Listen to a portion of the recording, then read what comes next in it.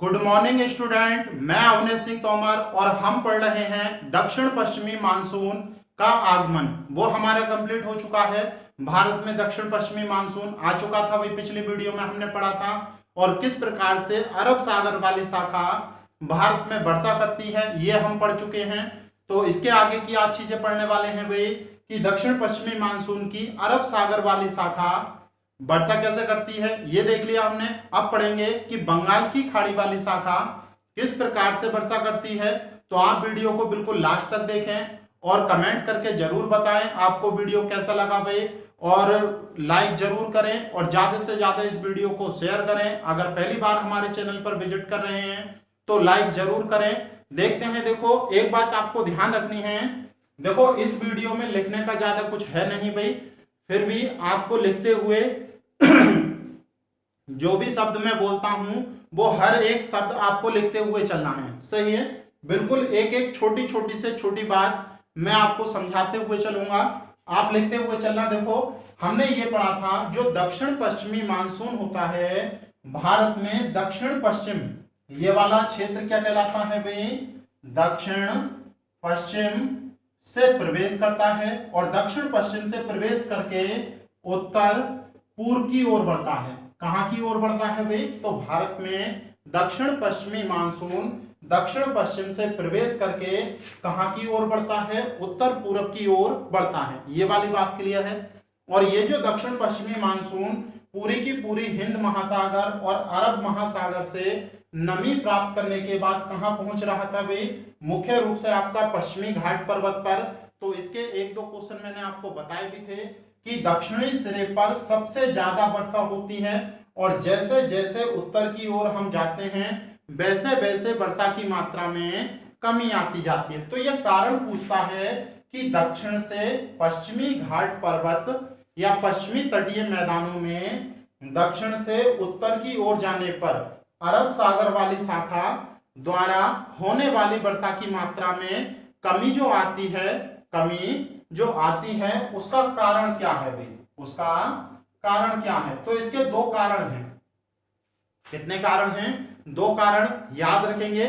सबसे पहला कारण है कि दक्षिण भारत की जो पहाड़ियां हैं, दक्षिण भारत की जो पहाड़ियां हैं दक्षिण में वो अपेक्षाकृत ऊंची हैं, सही है भाई, यहां पर ऊंची हैं और उत्तर की ओर और उत्तर में ये थोड़ी सी नीची हैं, क्योंकि जितनी ज्यादा से ज्यादा ऊंची पहाड़ी होगी उतना ही ज्यादा से ज्यादा हवाएं ऊपर को उठेंगी और उनका उतना ही ज्यादा संघनन होगा। तो पहला कारण तो यह है कि दक्षिण भारत में पहाड़ियां अपेक्षाकृत ज्यादा ऊंची हैं, जबकि महाराष्ट्र या फिर दक्षिण प्रायद्वीपीय पठार के उत्तरी भाग में पहाड़ियां कैसी हैं, अपेक्षाकृत नीची हैं। दूसरा जो कारण है इसका वो ये है कि जब दक्षिण पश्चिमी मानसून अरब सागर से आकर पश्चिमी घाट से टकराता है तो उस समय उसमें पर्याप्त मात्रा में नमी होती है, लेकिन उत्तर की ओर बढ़ने पर, उत्तर की ओर बढ़ने पर वर्षा की नमी की मात्रा में कमी हो जाती है, सही है। तो ये वाली बात आपको क्लियर बिल्कुल हो रही होगी, सही है। अब आप हेडिंग लिखें, और जो आपकी दक्षिण पश्चिमी मानसून की बंगाल की खाड़ी वाली शाखा, बंगाल की खाड़ी वाली शाखा, क्लियर है भाई। तो देखेंगे अब इसमें लिखना शुरू करेंगे। देखो दक्षिण पश्चिमी मानसून चूंकि दक्षिण पश्चिम से उत्तर पूर्व की ओर बहता है, चूंकि दक्षिण पश्चिम से उत्तर पूर्व की ओर बहता है, इसीलिए दक्षिण पश्चिमी मानसून का वह भाग जो बंगाल की खाड़ी से होकर उत्तर पूर्व की ओर जाता है, बिल्कुल ऐसे ही लिखते हुए चलें। वह भाग, दक्षिण पश्चिमी मानसून का वह भाग जो बंगाल की खाड़ी से होते हुए उत्तर पूर्व की ओर जाता है उसी को बंगाल की खाड़ी वाली शाखा कहते हैं, क्लियर है भाई। अब इसमें एक बात समझनी है आपको, ये जो बंगाल की खाड़ी में से होकर दक्षिण पश्चिमी मानसून गुजर रहा है ये बिल्कुल पूर्वी घाट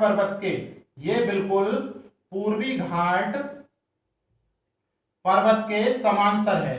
कैसा है भाई, पूर्वी घाट पर्वत के समांतर। और आपको पता है जब कोई भी पहाड़ी मानसून के बिल्कुल समांतर होती है तो मानसून उससे टकराता नहीं, अपितु उसके सीधे साथ साथ आगे की ओर निकल जाता है। तो आप नोट करके लिखें इस बात को कि दक्षिण पश्चिमी मानसून की बंगाल की खाड़ी वाली शाखा पूर्वी घाट पर्वत या पूर्वी तट के बिल्कुल समांतर है, इसीलिए ये यहाँ पर टकराती नहीं है। और यहाँ पर दक्षिण पश्चिमी मानसून की बंगाल की खाड़ी वाली शाखा वर्षा करने में अक्षम होती है। अक्षम का मतलब वर्षा यहाँ पर नहीं करती है। क्लियर है। और यही कारण है कि 1 जून से लेकर सितंबर तक, 1 जून से लेकर सितंबर तक पश्चिमी घाट पर्वत पर तो मूसलाधार वर्षा होती है, लगभग कितनी, 250 सेंटीमीटर। कितनी वर्षा होती है, 250 सेंटीमीटर। जबकि पूर्वी तट वर्षा से वंचित रहता है। कैसा रहता है, वर्षा से वंचित रहता है। क्लियर हो गया भाई। तो आपको याद रखना है जून से लेकर सितंबर तक पूर्वी तट पर तो खूब वर्षा होगी, लगभग 250 सेंटीमीटर वार्षिक, लेकिन पूर्वी तट पर कोई भी वर्षा नहीं होगी। क्यों नहीं होगी, क्योंकि बंगाल की खाड़ी वाली शाखा इसके समानांतर चलती है, जो इससे टकराती नहीं है। इतना क्लियर है। नई पैराग्राफ से लिखेंगे, देखो, दक्षिण पश्चिमी मानसून की बंगाल की खाड़ी वाली शाखा सबसे पहले शिलोंग के पठार से टकराती है। किससे टकराती है भाई, शिलोंग के पठार से। क्लियर है। तो सबसे पहले जाकर कहां टकराएगी ये, शिलोंग के पठार से। और आप जानते हैं ये पूरे का पूरा शिलोंग का पठार है। आप जानते हैं भाई ये पूरे का पूरा शिलोंग का पठार है। ये कौन सी, गारो की पहाड़ियां, खासी की पहाड़ियां और ये जयंतिया, ये मीकिर और ये रेंगमा। तो ये 5 पहाड़ियां इसके अंतर्गत आती हैं। तो याद रखेंगे, जब बंगाल की खाड़ी वाली शाखा शिलोंग के पठार से टकराती है तो मुख्य रूप से गारो, खासी, जयंतिया और मीकिर, रेंगमा, ये सारी पहाड़ियां पीछे हम पढ़ चुके हैं। तो इन पहाड़ियों से टकराती है और यहाँ पर खूब वर्षा होती है, और यहाँ पर खूब वर्षा होती है। तो 1000 सेंटीमीटर वार्षिक से भी अधिक शिलोंग के पठार पर वर्षा होती है। 1000 वार्षिक, कभी कभी तो 1100 सेंटीमीटर से भी ऊपर चली जाती है ये वर्षा। तो याद रखेंगे, देखो यहाँ पर इतनी अधिक वर्षा होने का क्या कारण है। 1000 या 1100 से भी ज्यादा सेंटीमीटर की यहाँ पर वर्षा हो रही है, जबकि यहाँ पर केवल कितनी हो रही है, 250 सेंटीमीटर। तो कारण आपसे पूछा जाता है भाई कि शिलोंग के पठार पर इतनी अधिक वर्षा होने का क्या कारण है। तो याद रखना 2 कारण प्रमुख हैं, जिनमें प्रमुख वाला मैं बताता हूं आपको कि बंगाल की खाड़ी वाली शाखा एक तो पर्याप्त मात्रा में हिंद महासागर से नमी प्राप्त कर चुकी होती है। कहां से, हिंद महासागर से नमी प्राप्त कर चुकी होती है। और हिंद महासागर के साथ साथ बंगाल की खाड़ी में देखो कितनी दूरी तक चलकर जा रही है ये, बंगाल की खाड़ी में कितनी दूर तक चलकर जा रही है, यहां से लेकर यहां तक। तो बंगाल की खाड़ी से भी पर्याप्त मात्रा में ये नमी प्राप्त कर लेती है और अत्यधिक नमी होने के कारण इन पहाड़ियों में अधिक वर्षा होती है। लेकिन जब कारण आपसे पूछा जाए तो आपको याद रखना है इन पहाड़ियों में अत्यधिक वर्षा होने का कारण है इनकी स्थलाकृति। इनकी जो स्थलाकृति है वो कीप के आकार की है, कीप के आकार की। तो याद रखना कीप के आकार की स्थलाकृति होने के कारण, जो कीप का मतलब है फनल, जो फनल होती है नहीं आपकी, जिससे मिट्टी मिट्टी का तेल करा जाता है भी, इस प्रकार की। तो इनकी आकृति कैसी है इन पहाड़ियों की, तो जितनी भी हवाएं इसमें जाती हैं वो बीच में फंस कर रह जाती हैं, और बीच में फंसने के कारण वो बाहर नहीं निकल पाती। जब बाहर नहीं निकल पाती तो सारी की सारी नमी अपनी यहीं पर गिरानी पड़ती है। इतनी बात क्लियर हो रही है। अब आपको ध्यान देना है, देखो ये वाली जो पहाड़ियां हैं ये खासी की पहाड़ियां हैं। कौन सी पहाड़ियां हैं भाई, खासी की पहाड़ियां। और खासी की पहाड़ियों में सबसे ज्यादा वर्षा होती है। शिलोंग के पठार में 5 पहाड़ियां हैं, इन 5 पहाड़ियों में भी सबसे ज्यादा वर्षा कहां होती है, खासी की पहाड़ियों में। और मुख्य रूप से जो कीप की आकृति है वो खासी पहाड़ियों की है। फनल की आकृति की कौन सी पहाड़ियां हैं, खासी की पहाड़ियां। और खासी की पहाड़ियों में ही आपका चेरापूंजी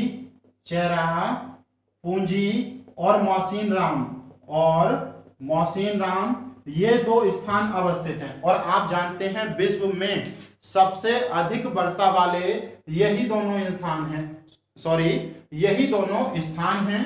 तो आपको याद रखना है इन दोनों स्थानों पर 1080 सेंटीमीटर से भी अधिक की वर्षा होती है, 1080 सेंटीमीटर से भी, और कभी कभी तो 1150 सेंटीमीटर तक होने वाली वर्षा यहाँ पर पहुंच जाती है। तो आप बड़े बड़े शब्दों में एक लाइन लिखें कि विश्व में सबसे अधिक वर्षा मौसिन राम में और उसके बाद चेरापूंजी में होती है। वैसे आगे पीछे होते रहते हैं, किसी साल मौसिन राम में ज्यादा वर्षा हो जाती है, किसी साल चेरापूंजी में, तो ये आगे पीछे, लेकिन अब स्थानीय रूप से किसे मान लिया गया है भाई, मौसिन राम को मान लिया गया है। तो आपको याद रखना है सर्वाधिक वर्षा वाले दोनों स्थान चेरापूंजी और मौसिन राम, जो आपका ये पठार है शिलोंग का, इस पठार में खासी की पहाड़ियों में अवस्थित है और यहाँ पर सर्वाधिक वर्षा इन्हीं पहाड़ियों में होती है। इतना क्लियर है या नहीं ये बताओ भाई, क्लियर है। इसके बाद देखो आगे की चीज पढ़ते हैं। यहाँ पर देखो ये जो स्थान आपको दिखाई दे रहा है ये है असम, ये क्या है, असम, और इसे हम बोलते हैं सूरमा की घाटी। क्या बोलते हैं भाई, सूरमा की घाटी। तो आप याद रखेंगे ये शिलोंग का पठार है, ये पूर्वांचल की पहाड़ियां हैं, ये शिलोंग का पठार है, ये पूर्वांचल की पहाड़ियां हैं, और इन दोनों के बीच में ये सूरमा की घाटी है, और इस वाले क्षेत्र में बहती है ब्रह्मपुत्र नदी। कौन सी नदी बहती है भाई, ब्रह्मपुत्र नदी। तो आपको याद रखना है कि जो दक्षिण पश्चिमी मानसून की बंगाल की खाड़ी वाली शाखा है वो सूरमा की घाटी से अंदर की ओर ब्रह्मपुत्र नदी की घाटी में प्रवेश करती है। क्योंकि ब्रह्मपुत्र नदी की घाटी तीनों ओर से पहाड़ों से घिरी हुई है, तीनों ओर से पहाड़ों से घिरी हुई है। आप देखें इसके पूर्व में कौन सी पहाड़ियां हैं, पूर्वांचल की, इसके दक्षिण में कौन सी पहाड़ियां हैं, ये मेघालय के पठार की या शिलोंग के पठार की, और उत्तर में क्या है इसके, हिमालय। ये मैंने हिमालय बनाया है भाई, इसके उत्तर में क्या है, हिमालय। क्या ब्रह्मपुत्र नदी की घाटी तीनों ओर से घिरी हुई नहीं है? तो तीनों ओर से पहाड़ियों से घिरी होने के कारण जो मानसूनी हवाएं यहाँ पर पहुंचती हैं वो अंदर ही रह जाती हैं और पहाड़ों के समानांतर ऊपर की ओर उठती हैं। और आप जानते हैं जब हवाएं पर्वतों से टकराकर ऊपर की ओर उठती हैं तो एडियाबैटिक ताप ह्रास होता है, भाई पिछली वीडियो में हमने पढ़ा था। और इसी कारण एडियाबैटिक ताप ह्रास के कारण जो आपकी हवाएं होती हैं जिनमें नमी होती है वो क्या होने लगती हैं, संघनन, और उनके संघनन के फलस्वरूप बहुत लंबे समय तक अधिक मात्रा में ब्रह्मपुत्र नदी की घाटी में वर्षा होती है। तो आप याद रखेंगे बंगाल की खाड़ी वाली शाखा सूरमा की घाटी से आपकी ब्रह्मपुत्र नदी की घाटी में प्रवेश करती है और ये तीनों ओर से पहाड़ियों से घिरे होने के कारण यहाँ पर हवाएं ऊपर की ओर उठती हैं और खूब मात्रा में वर्षा करती हैं। बताओ इतना क्लियर है? तो इसके दो पार्ट हम पढ़ चुके हैं, अब तीसरा पार्ट देखेंगे। देखो आपको मैंने समझाया है भाई ये शिलोंग का पठार है। आप प्रायद्वीपीय भारत वाला जब वीडियो पढ़ेंगे तो आप ये पाएंगे भाई शिलोंग का पठार और ये है छोटा नागपुर का पठार। इन दोनों के बीच में गैप है जिसे मालदा गैप कहते हैं। किस नाम से जानते हैं भाई? मालदा गैप। तो ये जो बीच वाला क्षेत्र आप देख रहे हैं ये मालदा गैप है। तो देखेंगे शिलोंग का पठार और छोटे नागपुर के पठार के बीच में मालदा गैप से जो आपकी दक्षिण पश्चिमी मानसून की बंगाल की खाड़ी वाली शाखा का भाग प्रवेश करता है वो उत्तर की ओर मुड़ जाता है, यानी कि उत्तर भारत में। कहीं कहीं देखो आपको ये भी लिखा हुआ मिलेगा कि दक्षिण पश्चिमी मानसून शिलोंग के पठार से टकराने के पश्चात, शिलोंग के पठार से टकराने के पश्चात पश्चिम की दिशा में मुड़ जाता है और पश्चिम की दिशा में हुगली नदी के सहारे उत्तर की ओर बढ़ता है और उत्तर भारत में प्रवेश कर जाता है। उत्तर भारत में प्रवेश का क्रम क्या है? तो आप बिल्कुल इसी प्रकार से लिखेंगे। उत्तर भारत में क्रमशः कलकत्ता का मतलब है पश्चिम बंगाल, पटना का मतलब है आपका बिहार, इलाहाबाद यानी कि इलाहाबाद का मतलब है पूर्वी यूपी, कानपुर मध्य यूपी और दिल्ली पश्चिमी यूपी। सही है भाई? तो आप डायरेक्ट लिख सकते हैं हुगली नदी या फिर मालदा गैप से दक्षिण पश्चिमी मानसून की बंगाल की खाड़ी वाली शाखा कलकत्ता, पटना, इलाहाबाद, कानपुर होते हुए दिल्ली तक वर्षा करती है। कहां तक वर्षा करती है? दिल्ली तक वर्षा करती है।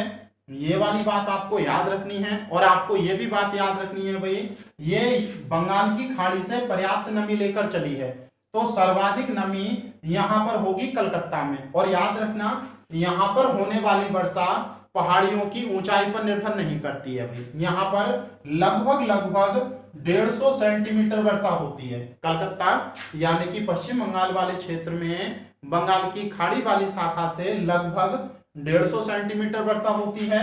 और जब हम पटना पहुंचते हैं तो नमी में कमी आएगी भाई, और नमी में कमी के कारण यहाँ पर वर्षा की मात्रा 100 सेंटीमीटर रह जाती है। जब इलाहाबाद पहुंचते हैं तो लगभग 76 सेंटीमीटर, और दिल्ली में लगभग 56 सेंटीमीटर रह जाती है। तो आप देख पा रहे हैं 150 सेंटीमीटर से वर्षा होनी शुरू हुई, कहां से? कलकत्ता से, और दिल्ली तक पहुंचते पहुंचते कितनी रह गई? 56 सेंटीमीटर। तो अगर कभी आपसे क्रम पूछा जाए तो आप लगा सकते हैं सबसे ज्यादा वर्षा कलकत्ता, उसके बाद उससे कम पटना, इलाहाबाद, फिर कानपुर और फिर दिल्ली। याद रहेगा भी इस प्रकार से। क्यों ऐसा हो रहा है? तो आप जानते हैं सबसे ज्यादा नमी यहां पर होगी। आगे की ओर बढ़ते हुए हवाएं अपनी नमी छोड़ती हुई चलती हैं, तो आगे की ओर नमी में कमी होती रहेगी और धीरे धीरे वर्षा की मात्रा में कमी होती रहेगी। क्लियर है भाई? अब देखेंगे, देखो हमने दिल्ली तक पढ़ लिया। अब दिल्ली के बाद में क्या करता है ये मानसून? दिल्ली के बाद में जब मानसून आगे की ओर प्रवेश करता है तो मानसून के मार्ग में अरावली पर्वत श्रृंखला मिलती है। कौन सी पर्वत श्रृंखला? अरावली। तो ये मानसून इससे टकराता है। अब आपको लग रहा होगा जब मानसून पहाड़ियों से टकरा रहा है तो खूब वर्षा करेगा, लेकिन आप ये ध्यान से सुने भाई, जो बंगाल की खाड़ी वाली शाखा है वो राजस्थान में वर्षा नहीं करती है, वो राजस्थान में वर्षा नहीं करती है। क्लियर है?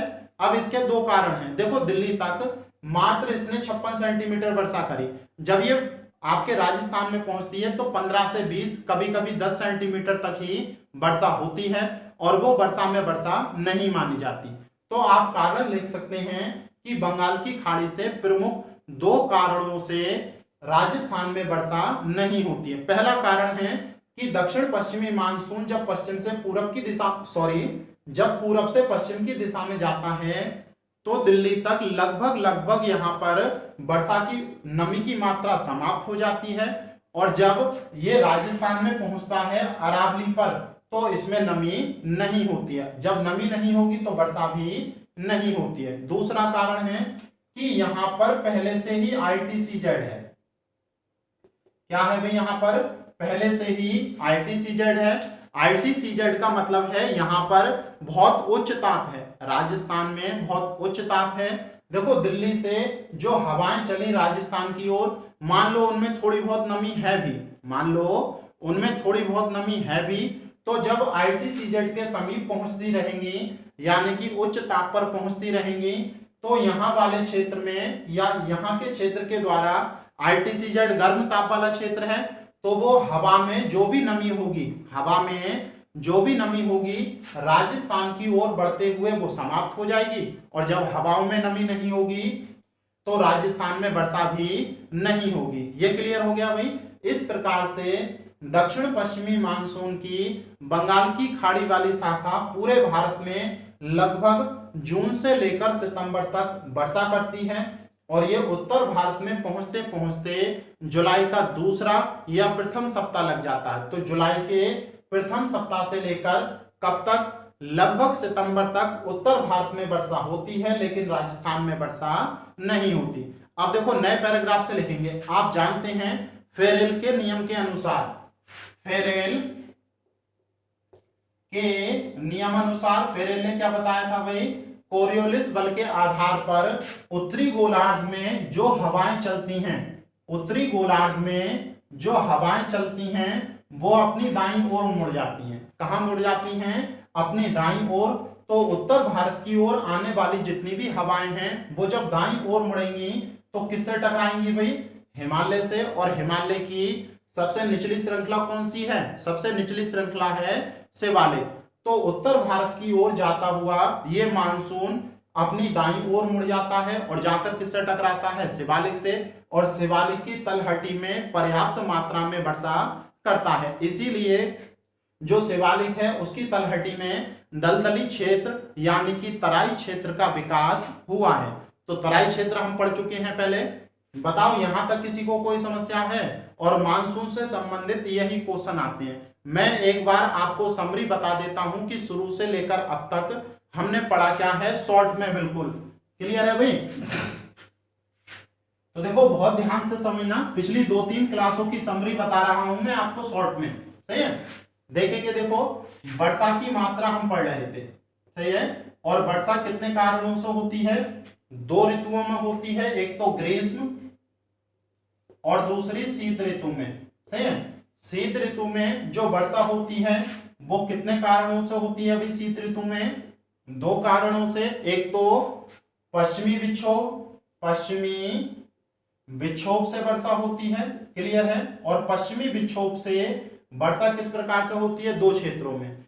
कितने क्षेत्रों में? 2। एक तो पहाड़ी और दूसरा मैदानी, सही है। जो पहाड़ी क्षेत्र हैं वो जम्मू एंड कश्मीर, लद्दाख, सही है भाई, और हिमाचल प्रदेश और उत्तराखंड, इन क्षेत्रों में होती है। और किस रूप में होती है? हिम के रूप में। और किसकी खेती के लिए लाभदायक होती है? सेब की खेती के लिए। तो ये हमने पढ़ा। मैदानी क्षेत्रों में मुख्य रूप से हिमाचल प्रदेश हो गया, सॉरी पंजाब हो गया, हरियाणा हो गया और दिल्ली वाला क्षेत्र हो गया। तो मुख्य रूप से इन क्षेत्रों में वर्षा होती है। और यहाँ पर इस समय रबी की फसल चल रही होती है, और रबी की फसल में भी गेहूं की फसल, और गेहूं की फसल के लिए सबसे ज्यादा ये लाभदायक होता है। तो ये पश्चिमी विक्षोभ में हमने पढ़ा। इसके बाद देखो जो उत्तर पूर्वी मानसून था, उत्तर पूर्वी मानसून ये मुख्य रूप से लेकर दिसंबर से मार्च तक वर्षा करता है। कब तक वर्षा करता है? दिसंबर से मार्च तक। लेकिन इसके द्वारा केवल कोरोमंडल तट पर वर्षा होती है। किस पर? कोरोमंडल तट यानी कि तमिलनाडु में। जबकि पूरे भारत में वर्षा नहीं होती है। क्यों? क्योंकि यह स्थलखंड से होकर प्रवाहित होता है। किससे होकर प्रवाहित होता है? स्थलखंड। आप पढ़ चुके हैं पिछली वीडियो में। इसके बाद देखो ग्रीष्म ऋतु में केवल किससे वर्षा होती है? दक्षिण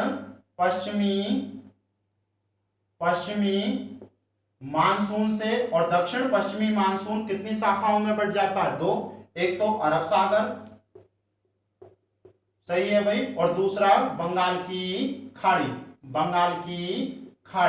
देखेंगे, देखो अरब सागर मुख्य रूप से किस तट पर वर्षा करता है? अरब सागर के द्वारा मुख्य रूप से पश्चिमी तट से गुजरात होते हुए हिमाचल प्रदेश में धर्मशाला तक वर्षा होती है, सही है।